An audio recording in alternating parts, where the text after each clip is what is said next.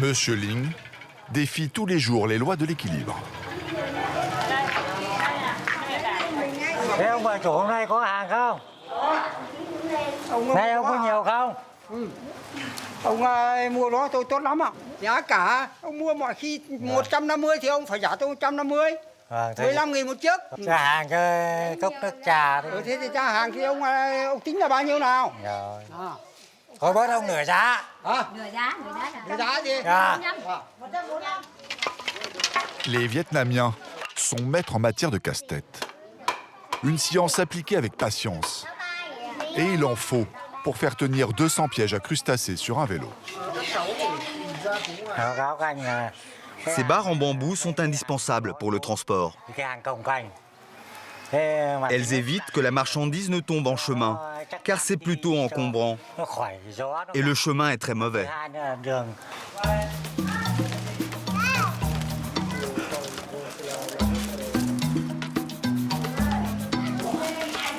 Không, không phải Il n'y a pas de technique spécifique.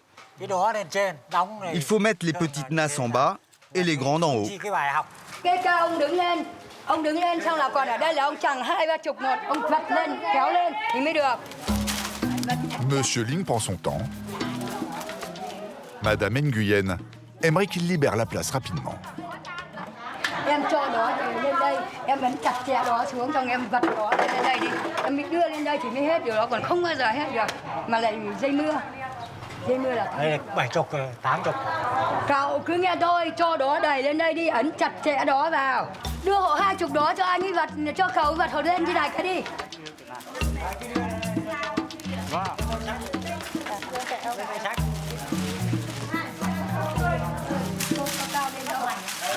Moi aussi, je vendais des nasses dans le passé, mais j'en transportais beaucoup moins que lui. Entre gens du métier, on s'aide.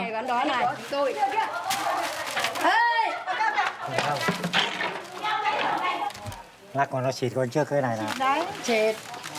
Bây giờ là lấy cái dây này, buộc từ đây sang đây. Kéo cái dây này, đây này, bác Chí, lấy cái dây đây. Dây dài này cơ, buộc cái đít này, quấn sang kia nó mới không co xuống. Le vélo a maintenant la lueur d'un porc-épic géant. Rồi, an toàn. Đẹp quá đi. Ra đấy là an toàn rồi. Ông để nhiều càng. Le fragile montage est mis en péril dès la sortie de l'atelier. Vướng dây điện rồi. Để anh giúp đỡ hộ cái dây tí. Khá hộ.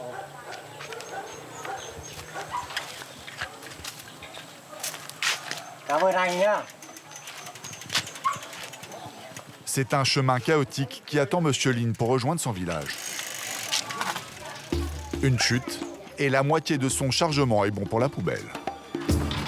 Transporter le plus de marchandises possible, le plus loin possible. Les Vietnamiens ne manquent pas d'idées pour ce genre d'exploit. Le bambou, par exemple. Pour le transporter, des cargaisons entières sont transformées en radeaux. L'endroit le plus dangereux, c'est la caverne du fantôme. Là-bas, le courant est très puissant et il y a beaucoup de parois rocheuses.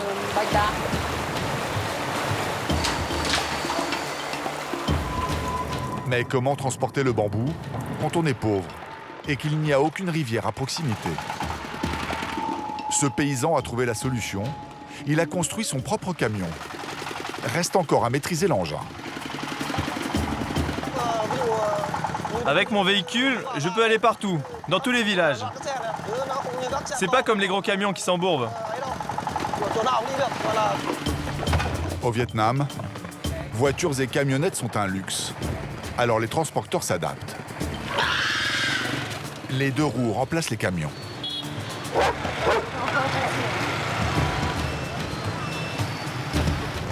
Le soja et le poisson sont la base de l'alimentation en Asie. Au Laos, pays voisin du Vietnam, pêcher dans les rapides du Mékong demande une certaine dose de courage. Il faut être fort, robuste et bon nageur. Sinon, c'est la mort assurée.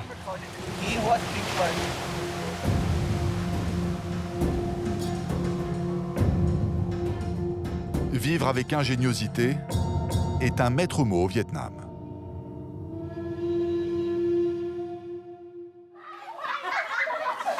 Au fur et à mesure du trajet, Monsieur Ling entame la danse du zigzag.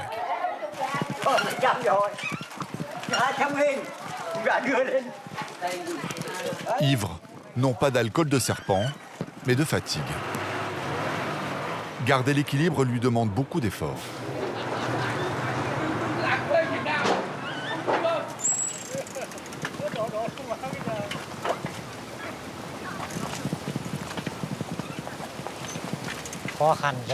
C'est assez encombrant ce que je transporte. En plus, il y a du vent aujourd'hui.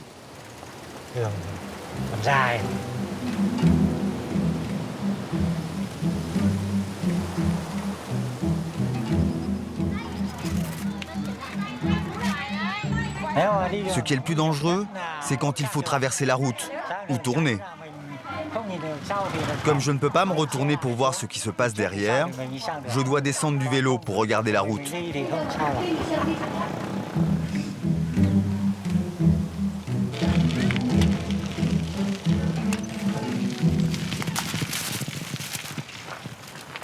Voilà maintenant 5 heures qu'il pédale tant bien que mal.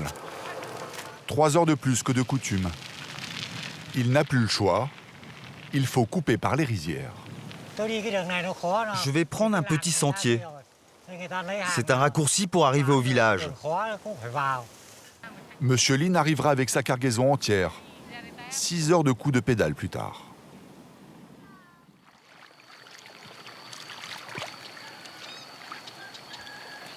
Les Vietnamiens vivent au rythme de 2 plantes, le riz nourricier et le bambou aux multiples vertus. La province de Thanh Hoa abrite la plus grande forêt de bambou du sud-est asiatique. Une réserve inépuisable.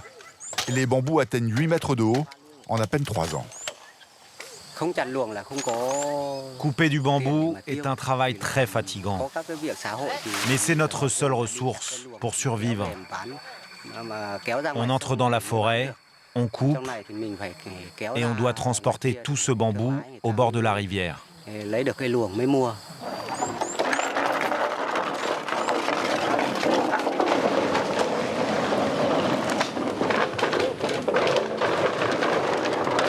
La coupe et le transport rapportent aux hommes 1 euro par jour. Les plus courageux multiplient par 10 ce salaire en acceptant la seconde partie du travail. Le montage d'un gigantesque mécano.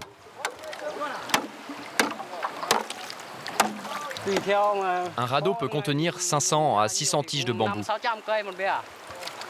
On est obligé de passer par le fleuve parce qu'il n'y a pas d'autre route.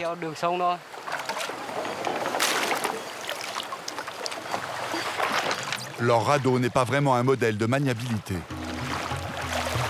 Bateau ivre, dirigé par des capitaines embrumés de tabac local. Les virages s'annoncent épiques.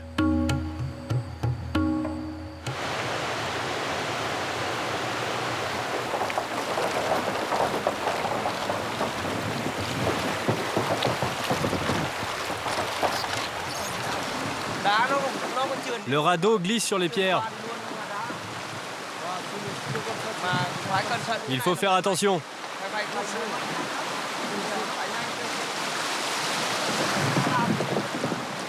À force de taper dans les rochers, les liens de bambou se desserrent. Le radeau risque de se disloquer.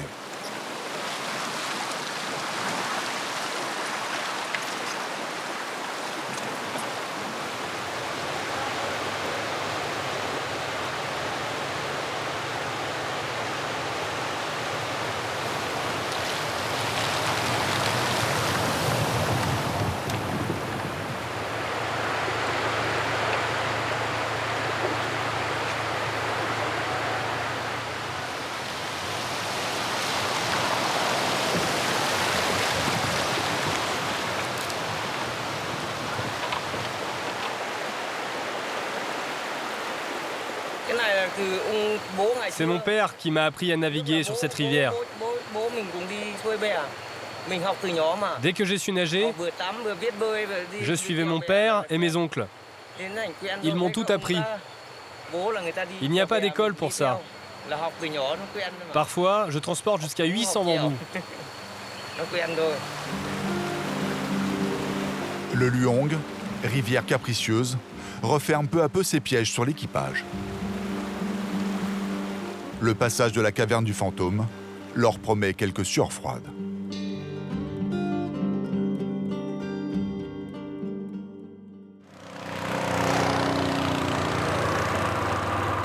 Le Vietnam accueille un fleuve légendaire, surnommé la mer des eaux, le Mekong. Il nourrit les 6 pays qu'il traverse. Comme le Laos, frontalier avec le Vietnam. Après avoir parcouru 5000 km depuis sa source dans l'Himalaya, c'est ici que le fleuve déverse sa rage. Elle a donné naissance aux chutes de Koné. Leur débit fait partie des plus puissants de la planète. Et pourtant, les pêcheurs laotiens se jettent à l'eau sans peur. «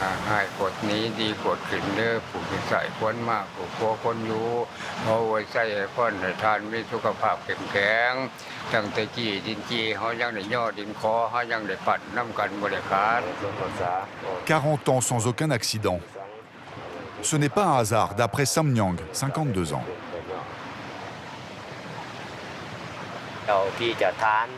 Je viens ici demander aux esprits l'aide dans mon travail de pêcheur. C'est indispensable d'avoir cette autorisation. Sans cela, nous ne serons pas protégés pendant la pêche.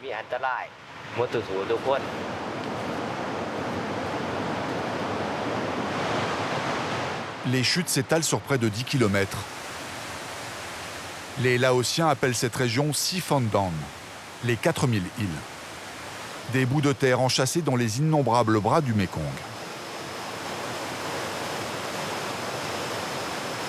L'une d'elles est le terrain de chasse de Sam Nyang. S'y rendre demande de l'équilibre et un cœur bien accroché.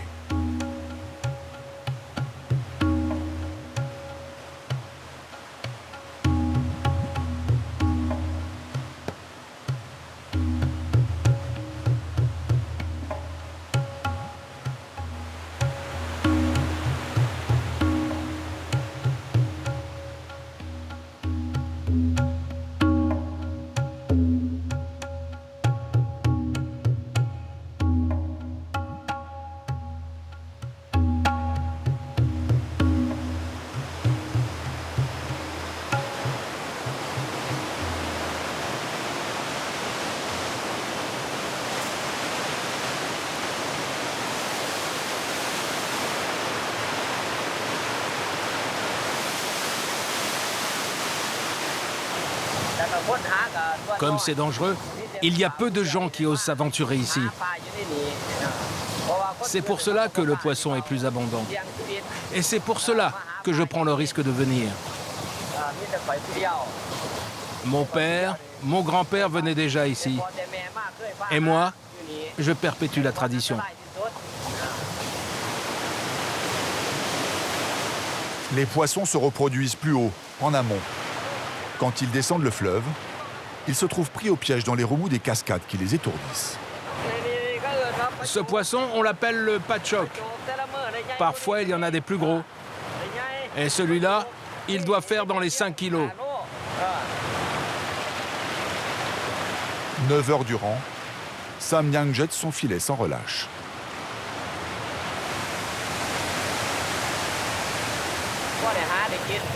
Il y a des jours où je peux pêcher une dizaine de poissons. Mais aujourd'hui, ce n'est pas le cas. Et il y a trop de courant. Ce n'est pas un bon jour.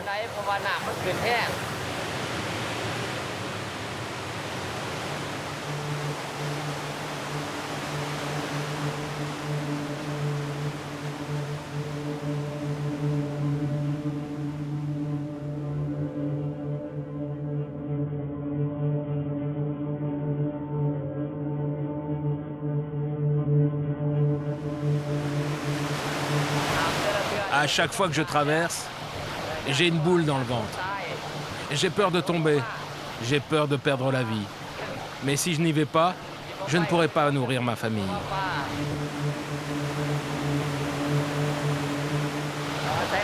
Cette corde, en fait, c'est mon destin.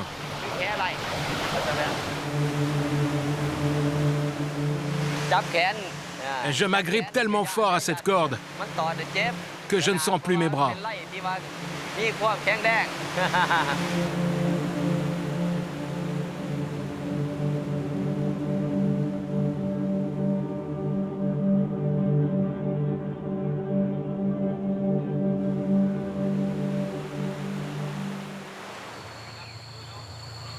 Au Vietnam, sur la rivière Luong, le radeau de bambou se trouve en terrain calme.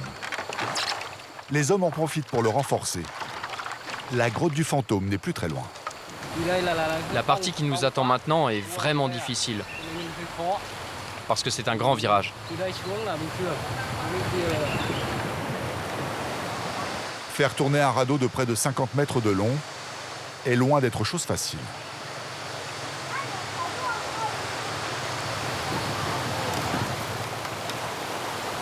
Au fond, les hommes aperçoivent la fameuse grotte du fantôme et son virage tant redouté.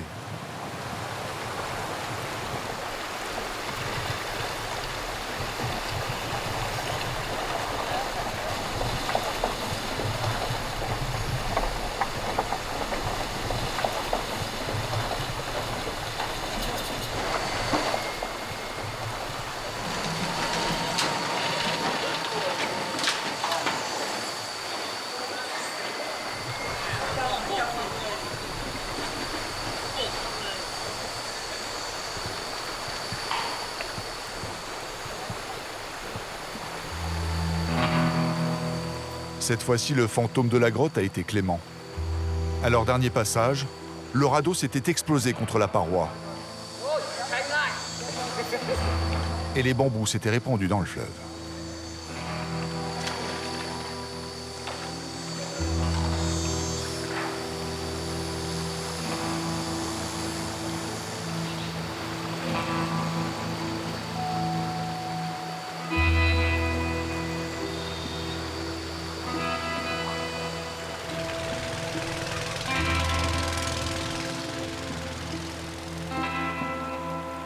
Une fois sur le fleuve Songma, les hommes sont relayés dans leur effort par un bateau à moteur.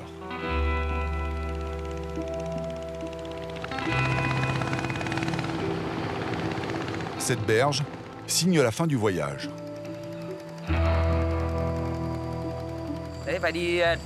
L'ensemble des radeaux représente à peu près 3000 bambous. C'est ce que l'on doit livrer au patron. Ce sont des grossistes. Ils nous achètent nos bambous et les revendent aux usines. Pour nous, le travail est terminé. Maintenant, nous allons rentrer chez nous. Plus haut dans les montagnes, la mousson complique la vie des villageois. Ces pluies torrentielles transforment les pistes de terre en serpents visqueux.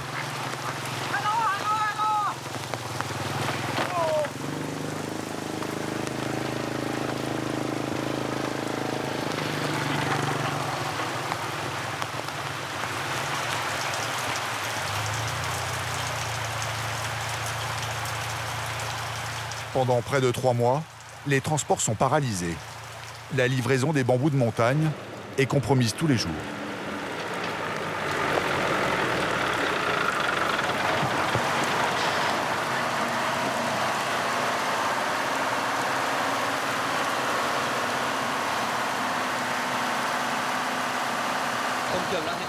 La route est trop glissante. Je suis obligé de m'arrêter. Même si le pays est communiste, la solution ne se trouve pas dans le petit livre rouge.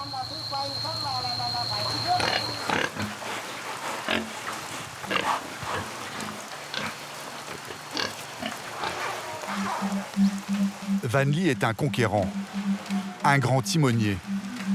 Lui ne guide pas un peuple, mais cet engin de sa fabrication. Il l'a surnommé Tuk Tuk.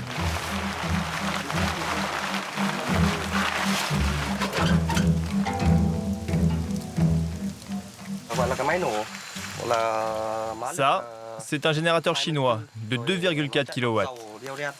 Il marche au diesel. Ici, c'est la pédale d'accélération que j'ai moi-même dessinée et fabriquée. Les pneus, je les ai commandés pour un usage spécifique, rouler dans les chemins boueux. Tout ce que vous voyez est dessiné et fabriqué de manière artisanale. La carcasse de tuk-tuk provient d'un camion russe des années 70.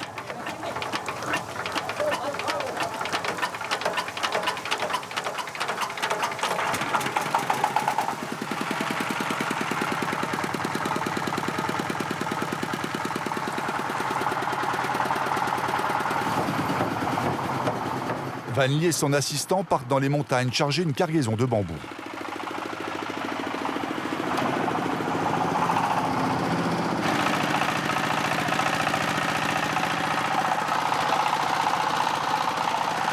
Avec son drôle d'engin, il doit quand même se plier à certaines règles. Comme c'est un véhicule que j'ai fabriqué dans mon garage, les autorités m'interdisent de circuler sur les routes goudronnées. Il faut dire que son camion ne possède aucun système de sécurité et son freinage est plus qu'approximatif. Mieux vaut ne pas se trouver sur son passage.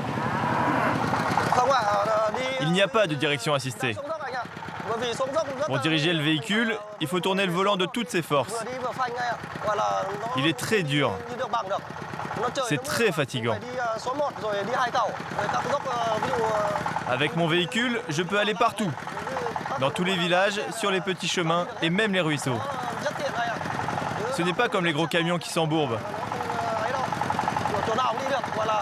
Moi, le mien, il passe partout. Sa pétarade se fait écho dans les montagnes. Tuk-Tuk, le camion bricolé, et son pilote Van Lee arrivent sur leur lieu de chargement.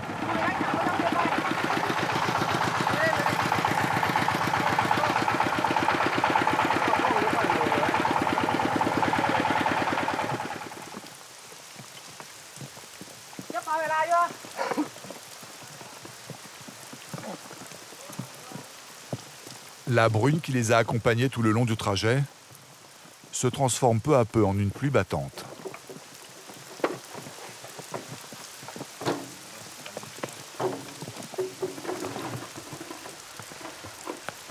Van Lee commence à douter du voyage. Đấy, thì anh vừa đè xuống khoảng 30 cây là anh đi được. Vất vả lắm chứ các chú cua kia. Rồi thì bọn em biết là vất vả rồi thì đúng là cũng... Trời khô thì còn nói được. Không thì đúng rồi, khô thì em không nói, khô thì bọn em cứ chở cả trăm cơ. Thực tế là thế nhưng mà ướt thì nó đi trơn thì anh chở khoảng... Anh đang ngại lấy xe không về còn không lấy được, lấy cả luồng. Anh yên tâm, bọn em sẽ cố gắng đưa anh ra đến ngoài đường. Nếu mà nó khô ráo thì thoải mái, nhưng mà đường này thì quá ngại luôn chứ. Đi xe không nó còn ngại, chở hàng này. Mon client a besoin de sa marchandise aujourd'hui. On est obligé de le livrer. Comme le chemin est presque impraticable avec la pluie, c'est difficile de trouver un bon conducteur comme lui, qui connaisse aussi bien cette route et qui va pouvoir apporter la marchandise à destination.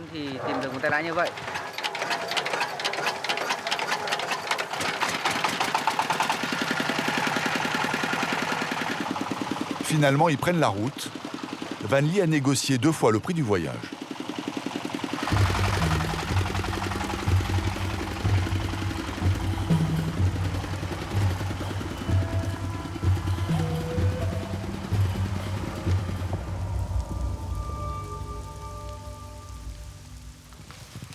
Cinq heures de piste plus tard, le camion bricolé atteint l'usine de bambou.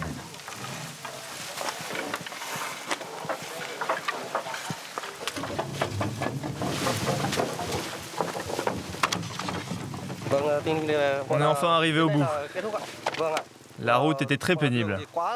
J'ai bien cru que le véhicule allait rendre l'âme. Mais nous sommes sains et saufs. Je suis soulagé.